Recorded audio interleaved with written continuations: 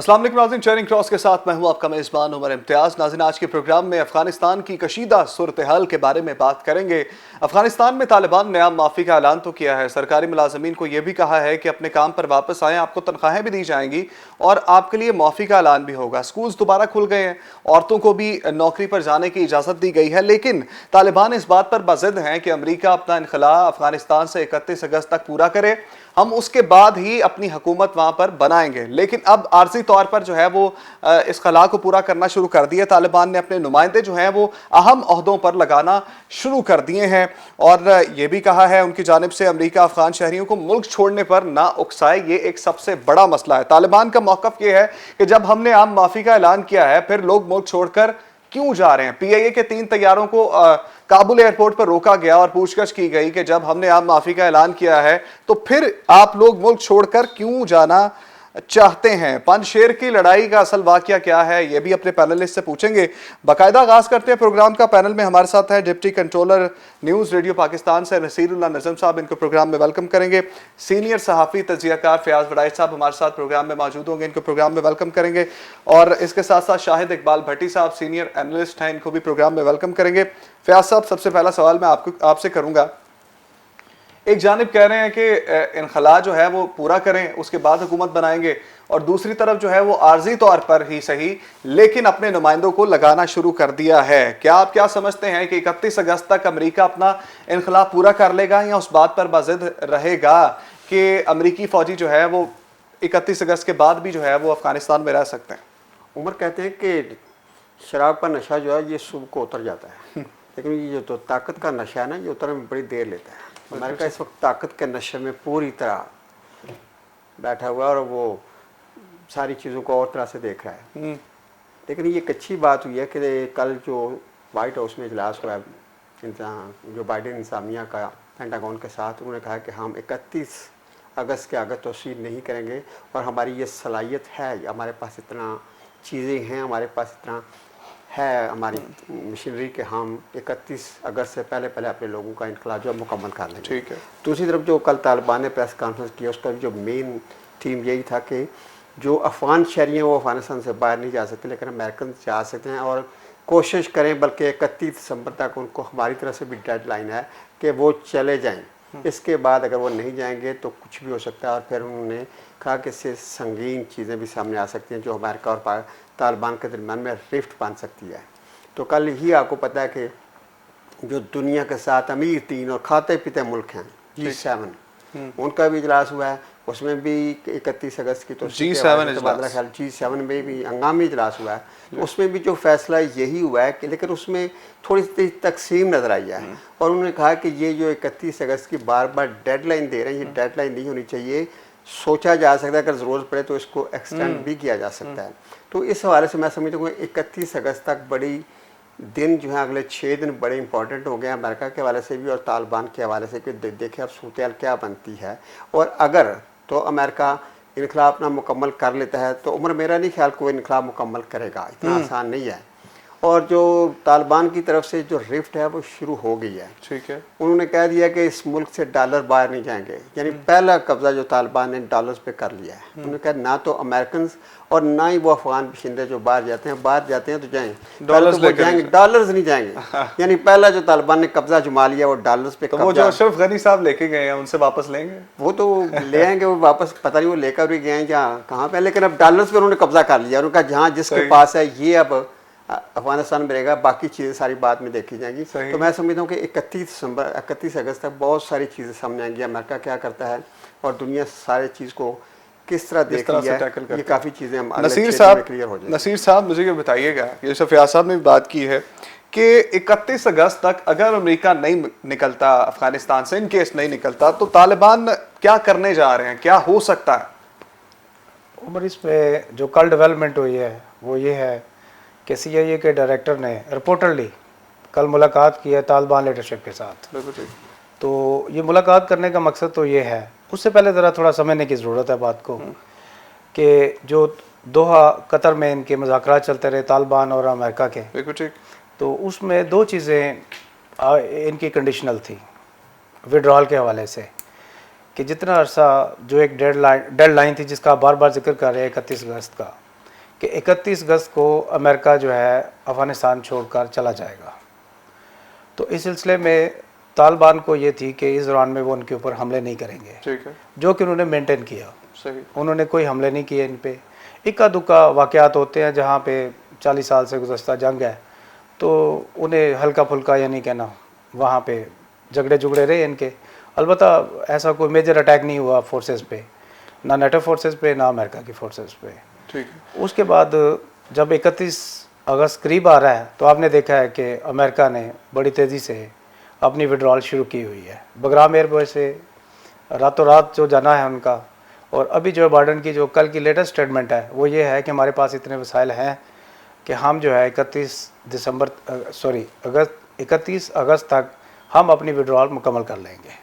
जी अच्छा, तो शाहिद इकबाल भट्टी साहब, मुझे ये बताइएगा, ये जो मामला है, एक तरफ तो कह रहे हैं कि जी वही सवाल मैं आपकी तरफ भी लेके आऊँगा, 31 अगस्त तक जो है वो विड्रॉल जो है हम कर लेंगे। दूसरी तरफ ये भी करते हैं हम सलाहियत रखते हैं, फिर अगर फौजी अड्डे मांग लेंगे हमसे तो हम क्या करने वाले हैं, आगे क्या मामला आएगा? ये एक इंतहाई अहम क्वेश्चन है। फयाज साहब आपसे भी मैं पूछना चाहूँगा ये शाहिद साहब के बाद। बहुत शुक्रिया उमर।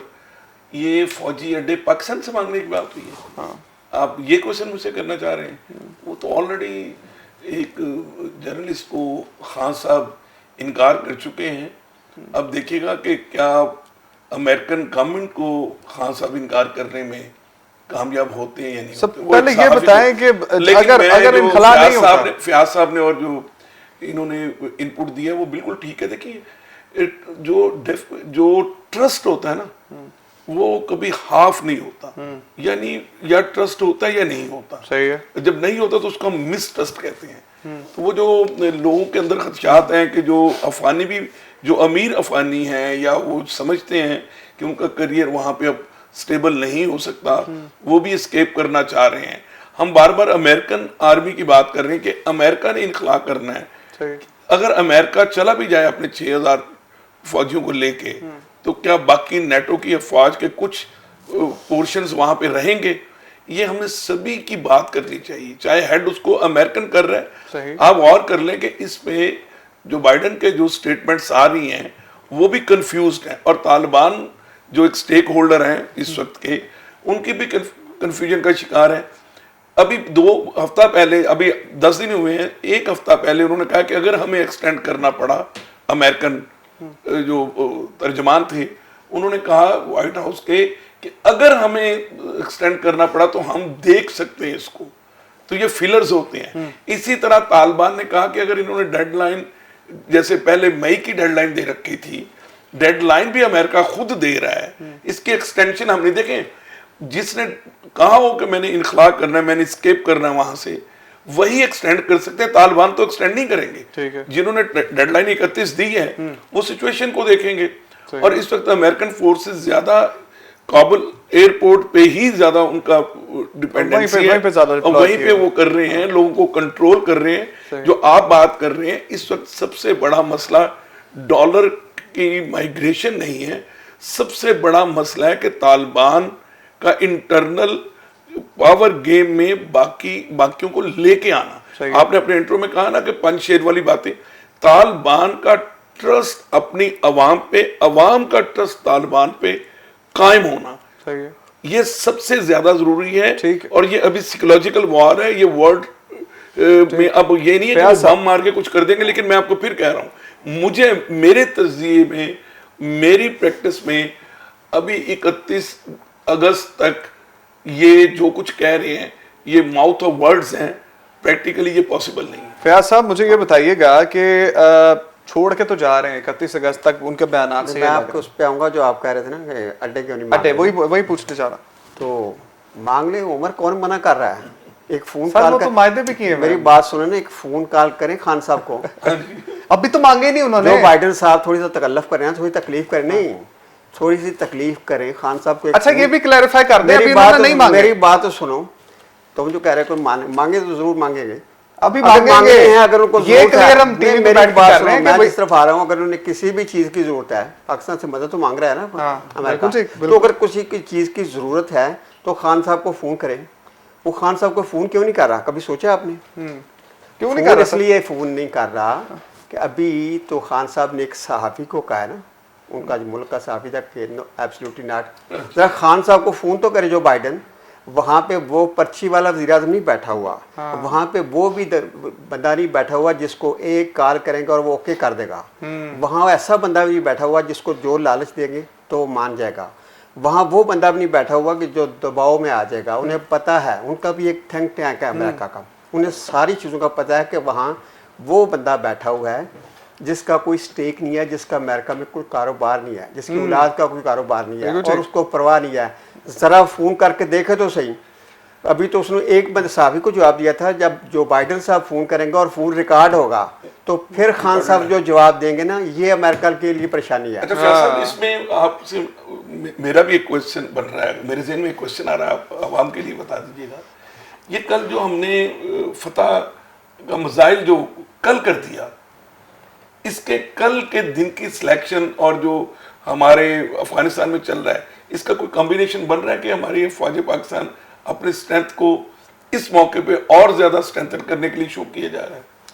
देखिए अल्हम्दुलिल्लाह जो पाकिस्तान की अफवाज है ना, वो किसी भी जारियत का, किसी भी हमले का और किसी भी साजिश का जवाब देने के लिए, ये हमारे पे अल्लाह का बड़ा करम है।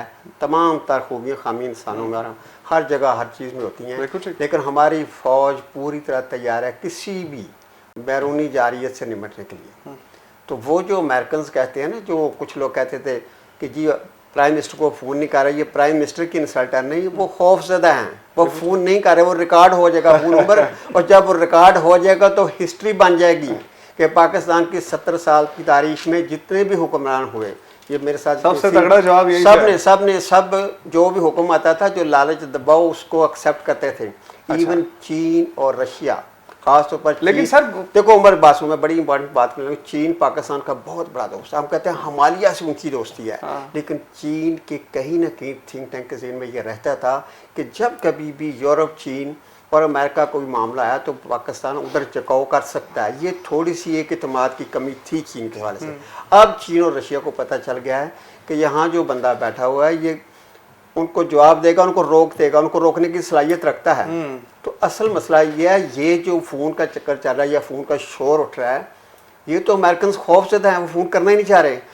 करेंगे जब मांगेंगे तो फिर खान उनको जो जवाब देगा वो हिस्ट्री बन जाएगी और वो खौफज़दा हैं, वो उम्र हिस्ट्री बनने नहीं दे जा रही। नसीर साहब मुझे ये बताइएगा, अभी तो बात हो रही है, जिस फयाज साहब से हम बात की है कि अड्डों की, अभी उन्होंने नहीं मांगे, जब मांग लेंगे तो हमारा क्या स्टांस होगा? एक तो जो है वो हमारी मईशत पहले इंतहाई जो है वो डाउन है, दूसरा IMF से कर्ज हम लेते हैं, और क्या इस पोजीशन में हम होंगे कि अगर वो हमसे मांग लेते हैं इन केस, तो क्या इनकार करने के मुतामिल हम हो सकते हैं?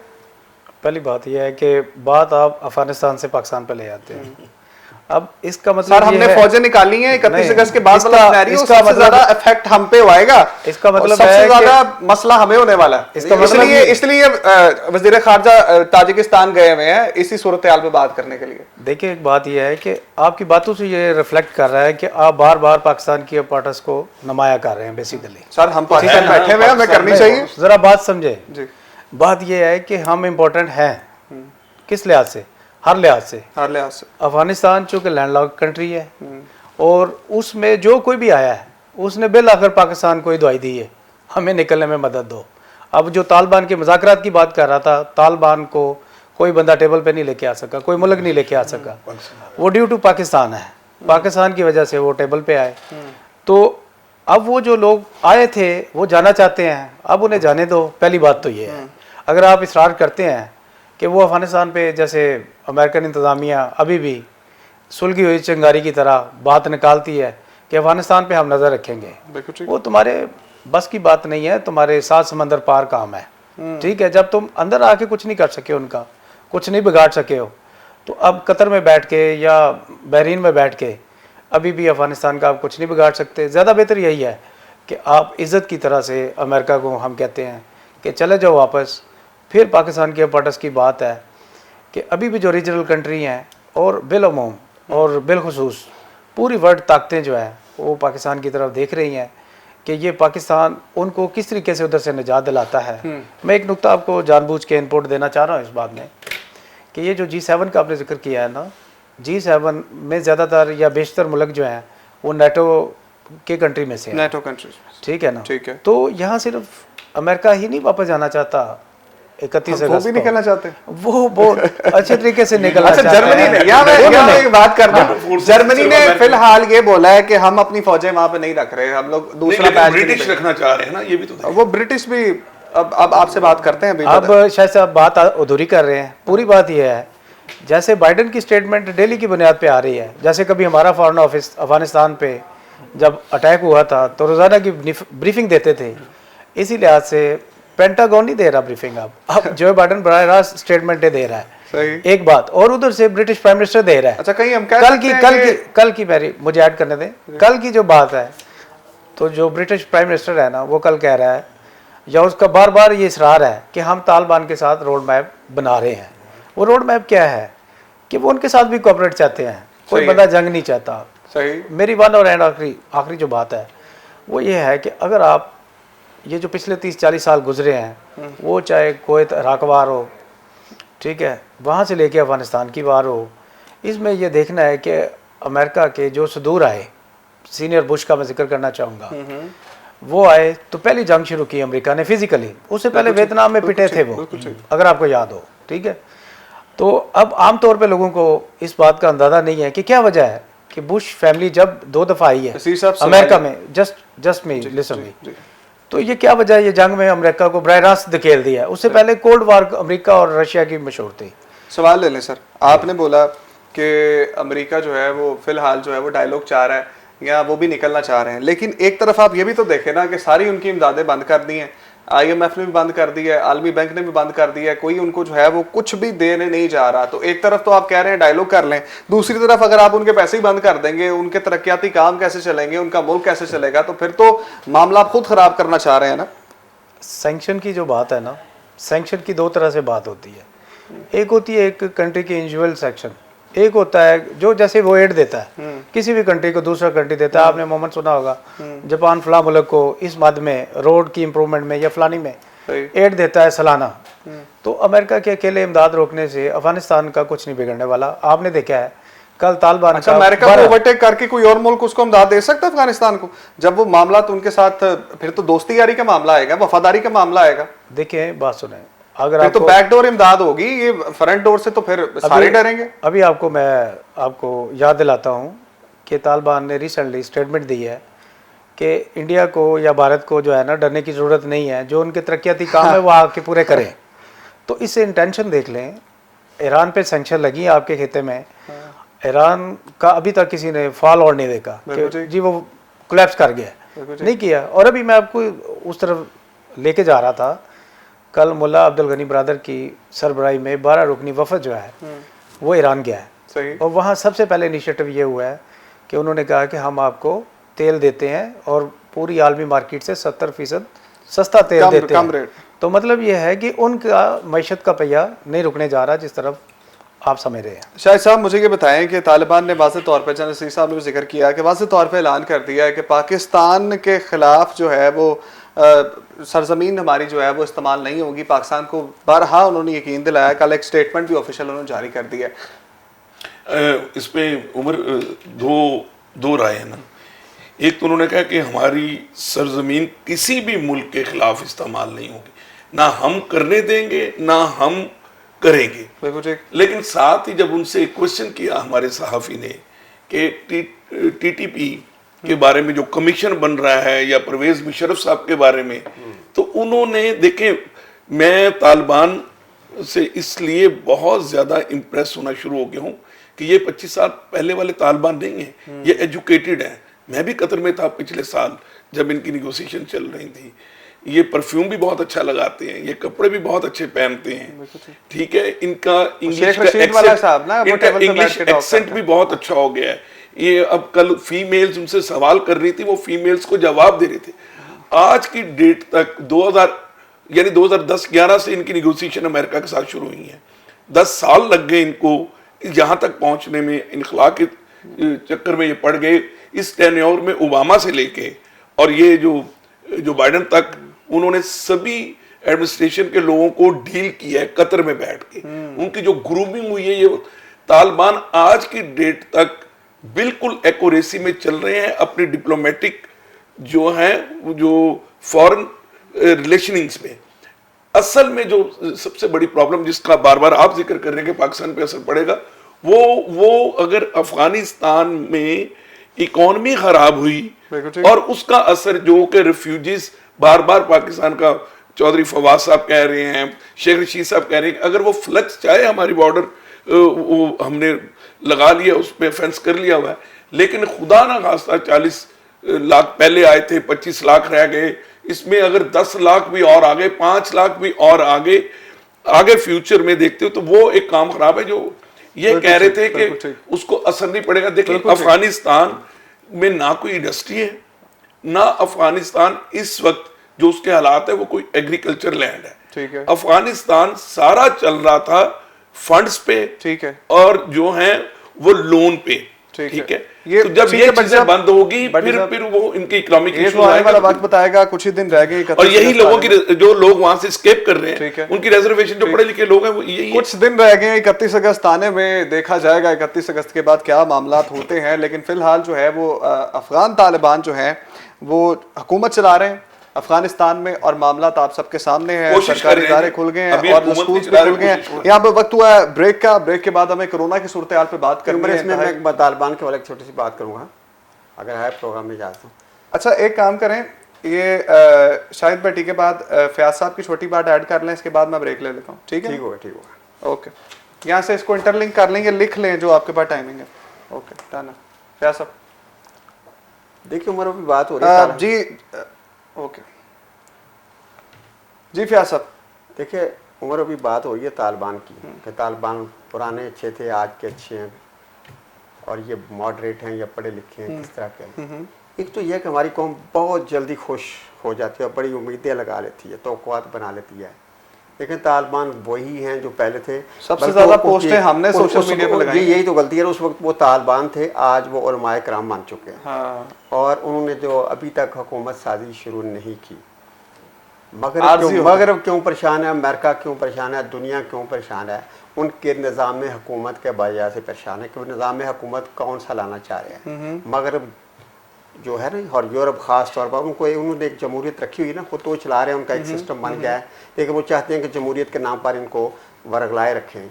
आपने देखा है एक बात जो दोनों प्रेस कॉन्फ्रेंस में उसने किया, उसने कहा हमारे निज़ाम हुकूमत के बारे में दुनिया को फिक्रमंद होने की ज़रूरत नहीं है। हम यूरोपियन डेमोक्रेसी लाएंगे। हम जानते हैं हमारा जो निज़ाम हुकूमत है वो शरीयत के कानून के मुताबिक होगा। ये एक छोटा सा जुमला ये यूरोप और अमेरिका को खा गया है कि जनाब ये वही तालिबान है, इनकी वही सोच है, वही अंदाज है, वही फीलिंग है, और ये अमली तौर पर भी वही सब कुछ करेंगे। तो इस पर मैं समझता हूँ कि हमारी कौम को, हमारी हुकूमत को भी बहुत ज़्यादा खुश नहीं होना चाहिए, सारी चीज़ों को रीजनेबल तरीके से और अपनी प्रेस्टीज और ग्रेस के साथ देखना। ठीक है, ठीक है। फयाज साहब ने जिस तरह जिक्र किया, फयाज साहब ये भी आने वाला वक्त ही बताएगा। वो बज़ाहिर तो यही कह रहे हैं कि हम लोग जो हैं वो मौज़िब हो चुके हैं, हम लोग टेबल टॉक से बात करेंगे, हम लोग हथियार नहीं उठाएंगे, आम माफ़ी का ऐलान किया है। बहरहाल वक्त गुजरता जाएगा, चीज़ें सामने आती जाएंगी। हमें एक ब्रेक की जानिब जाना है। ब्रेक के बाद हमने गुफ्तगू करनी है कोरोना की सूरत हाल पर। काफ़ी दिनों बाद जो है वो एक दिन में 141 अमवात हुई हैं और चौथी वेव इंतहाई शिद्दत के साथ जो है वो आगे बढ़ रही है। ब्रेक लेते हैं, ब्रेक के बाद जो है वो आपको दोबारा ज्वाइन करते हैं।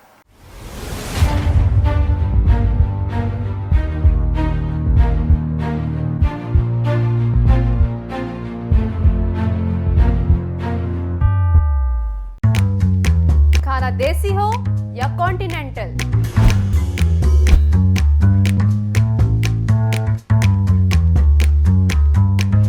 बहुत से लोग अच्छे खानों के बारे में जानते तो हैं, ये नहीं जानते कि वो मिलता कहां से है। मैं आपको लेकर चलूंगी वहां जहां मिलते हैं लजीज खाने।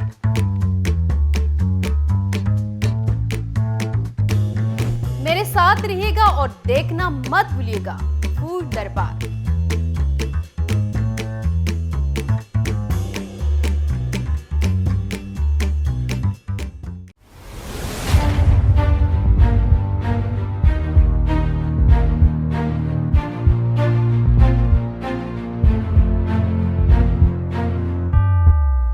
वेलकम बैक नाज़रीन। ब्रेक से पहले हम जिक्र कर रहे थे अफगानिस्तान की सूरत हाल पर, लेकिन अब हमें कोरोना की जानिब जो है वो बात करनी है कोरोना के हवाले से कि एक दिन में 4 माह बाद 141 अफराद जो है वो जिंदगी की बाजी हार गए हैं। चौथी लहर काफ़ी तेज़ी के साथ बढ़ रही है, वैक्सीन का अमल तेज़ है, तकरीबन बहुत से लोगों ने जो है वो वैक्सीन लगवा ली है।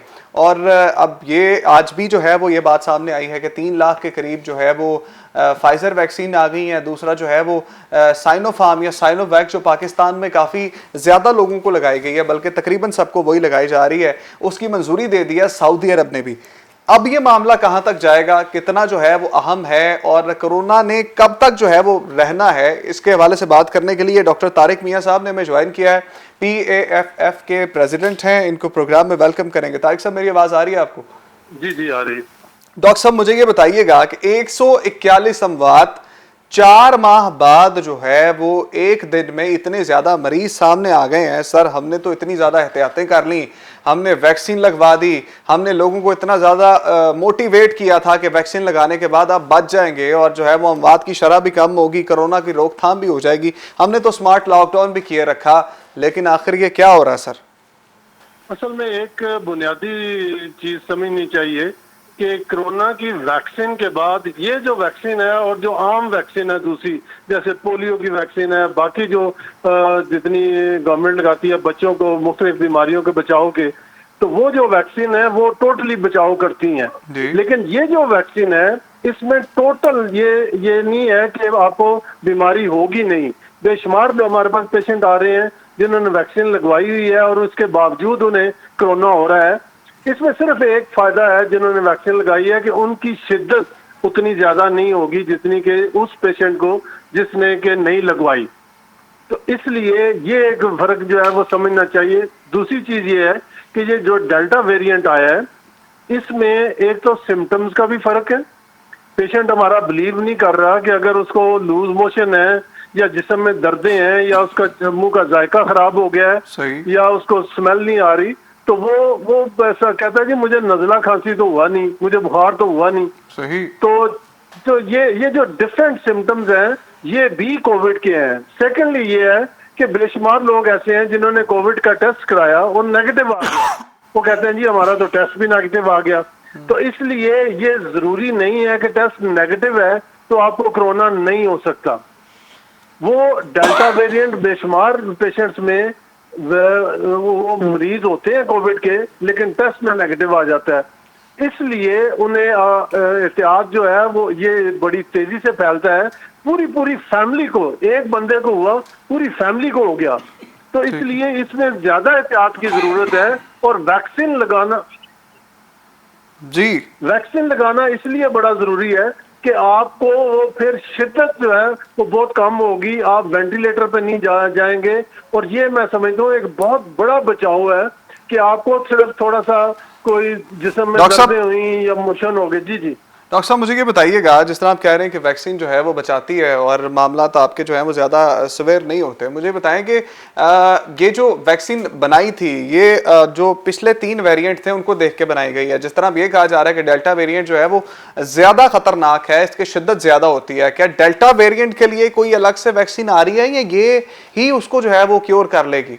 अभी तो मतलब जो काफ़ी वैक्सीन बनाने वाली कंपनीज हैं, मतलब कि यूके की जितनी कंपनीज हैं उन्होंने भी ये स्टडी किया है। उन्होंने कहा जी ये डेल्टा वेरिएंट में भी काम करती है, मतलब जिस तरह दूसरे वेरिएंट्स में करती है। दूसरे वेरिएंट्स जो है उनकी वैसे ही इतनी ज्यादा उनकी बीमारी की शिद्दत नहीं होती, लेकिन इसमें चूंकि शिद्दत भी ज्यादा होती है, स्प्रेड भी ज्यादा होता है।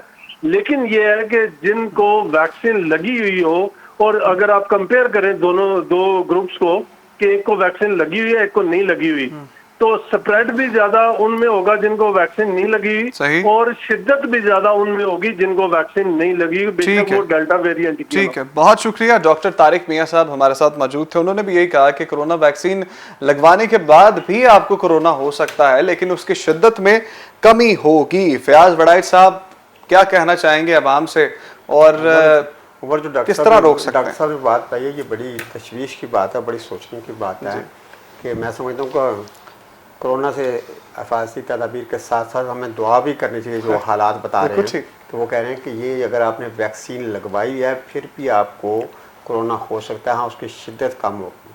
तो मैं समझता हूँ कि बहुत केयर से ये सारी चीज़ों को देख रहा है। एक्चुअली बात यह है कि जैसे आपने अभी बताया कि ये चौथी लहर ये बड़ी ख़तरनाक है, लेकिन हम लोग उतनी केयर नहीं कर रहे। जो पहली लहर आई थी नवंबर, उसमें आपने देखा कि लोग बहुत खौफजदा भी थे, केयर भी बहुत कर रहे थे। दूसरी में भी अब इतना नुकसान हो रहा है, इतने लोग मुतासर हो रहे हैं, लेकिन आप ओवरऑल देख रहे हैं बाज़ार भी खुले हुए हैं और इतना लोग मास्क भी नहीं पहन रहे हैं। हालांकि गवर्नमेंट ने बहुत सारे स्टेप्स लिए हैं, तनख्वाह के हवाले से भी लिए हैं, दफ्तर की ड्यूटियों के हवाले से भी सख्ती भी की है, ठीक है। लेकिन फिर भी आप देख रहे हैं कि लोग उतने खौफजदा नहीं है और उतनी केयर नहीं कर रहे। मैं समझता हूँ कि ये अभी जो डॉक्टर साहब की बातें सुनी है ये बड़ी ही गौरतलब है, और दुआ के साथ साथ पूरी एहतियात करनी चाहिए, एहतियात करनी तब हम आपको और अपनी फैमिली नसीर को साहब रख सकते हैं। जी उमर, बताइए सर, डॉक्टर साहब की बातें आपने सुनी है और क्या करना चाहिए सर, किस तरह से जो है वो हम रोक सकते हैं, या क्योंकि हमें तो अपने हमारे हाल पे छोड़ दिया, वैक्सीन लगवा भी ली है फिर भी कोरोना हो सकता है, हमने किस तरह बचाना? उमर आप ये भूल जाते हैं कि हम अल्हम्दुलिल्लाह मुसलमान भी हैं और हमारा मज़हब ये कहता है कि सफाई निसफ़ ईमान है। तो आपने देखा है कि जब से ये कोरोना की लहर आई है, हमें बार बार यही कहा जाता है कि सफाई का ख्याल रखें, अपने हाथ साफ रखें, इसी तरह अपने मुंह को डाम के रखें। तो हमें एहतियात वाला जो है ना वो दामन हाथ में रखना है। एहतियात बहुत ज़रूरी है। अगर चाहते हुए ना चाहते हुए आप अस्पताल जाते हैं या किसी मरीज से इंटरेक्शन होती है, तो आप अपना एहतियात वाला जो है ना, लेकिन बहरहाल ये चूँकि वबा है, आलमी वबा है, तो इस लिहाज से इसका हुक्म तो यही है कि जितनी हम एहतियात कर सके। ठीक है, जितनी एहतियात कर सके उतनी बेहतर है। शायद भट्टी साहब आप भी बता दीजिए किस तरह से बचाव कर सकते हैं। व्यास साहब ने बहुत एक्सप्लेन कर दिया इसको, मैं सिर्फ इसको थोड़ा सा वर्ल्ड वाइड अगर आप देखें थोड़ा सा बताइए। तो डेढ़ साल में ये जो कोविड आया और 1.5 साल गुजर चुका है, अब एहतियात के साथ साथ हमारे अंदर फ्रस्ट्रेशंस बहुत आ गई। ये अब हो सकता है 5वीं लहर आ जाए, 6ठी लहर आ जाए, ये वो बीमारी है जिसने अब ताहयात रहना है। ठीक है, हमने इसको इसके अंदर लेके चलना है। हम अपनी सोशलाइजिंग को खत्म नहीं कर रहे। देखिए पूरी दुनिया में, ऑस्ट्रेलिया में कल हंगामे शुरू हो चुके हुए हैं, उससे पहले स्पेन में हुए, फ्रांस में, पूरी दुनिया में लोग पाबंदियां जो है ना वो हो सकता था इस चीज का हल और नहीं जो है। पाकिस्तान में अल्लाह का खास करम रहा स्मार्ट लॉकडाउन से, मैं इसको खत्म कर दूं समाप्त करते हुए, मैं ये कहूंगा चूंकि हमारे यहाँ अगर हम एक तरफ एहतियात करते हैं, मार्केट्स बंद करते हैं तो स्कूल खोल देते हैं, स्कूल खोलते हैं तो शादियों की इजाजत देते हैं, शादियों की इजाजत बंद करते हैं तो फिर हमारी ईद के त्यौहार आ जाते हैं, फिर आशूरा आ जाता है। तो हम एक तरफ खोलते हैं, एक तरफ फंसते हैं। तो हमारी जो पॉलिसीज हैं वो परसिस्टेंट नहीं है, वो डे टू डे हमारे जो एनसीओसी वाले ना वो चेंज कर रहे हैं। और अभी 144, 145 जिस किस्म के लोग हम बेहतियाती पाकिस्तानी कर रहे हैं, अल्हम्दुलिल्लाह अल्लाह ताला ने पाकिस्तान को महफूज किया हुआ और बाकी भी महफूज करें। इसका वाहिद हल वैक्सीनेशन के साथ साथ एहतियात है, वाहिद हल एहतियात है। शाहिद साहब बहुत शुक्रिया आपका, और फयाज बड़ाई साहब आपका बहुत शुक्रिया, नसीरुल्लाह नजम साहब आपका बहुत शुक्रिया, आपने वक्त दिया। वाहिद हल कोरोना से बचाव का एहतियात है और आपसे गुजारिश है ये हुकूमत पाकिस्तान ने जो SOPs आपको बताए हैं उन पर खुदारा अमल कीजिए, और जब घरों से बाहर निकलें तो सिंपल सी एक एक्सरसाइज है कि आपने मास्क पहनना है, अपनी जेब में एक सैनिटाइजर रखना है और मेल जोल को कम करना है, और हाथ मिलाने से परहेज करें, दूर से सलाम कर लीजिए ताकि आपकी जो है वो सेहत जो है वो महफूज रहे। चेयरिंग क्रॉस लेकर आपकी खिदमत में दोबारा हाजिर होंगे। फिलहाल के लिए उमर इम्तियाज को इजाजत दीजिए। अल्लाह ने के पास।